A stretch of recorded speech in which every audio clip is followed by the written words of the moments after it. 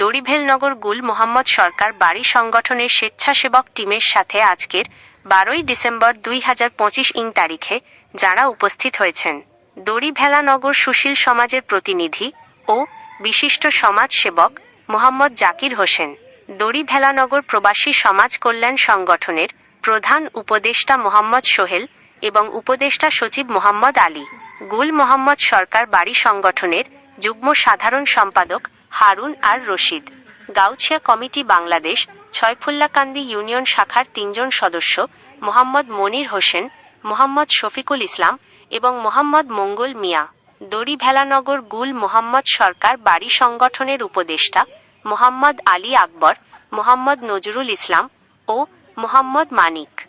সকলে কাজের পাশাপাশি দড়িভেলানগর পূর্ব পাড়া, পশ্চিম পাড়া ও মধ্যে পাড়ার সকলে মিলেমিশে নতুন একটি ঈদগাহ করার এবং কবরস্থানের চারদিকে দেওয়াল দেওয়ার জন্য আলোচনা করেন। দড়িভেলানগরের এই জমিনে শান্তি বিন্দুতে তরুণ প্রবীণ হাতে হাত ধরি, ঐক্যের গান গাই, ইমান ভরি।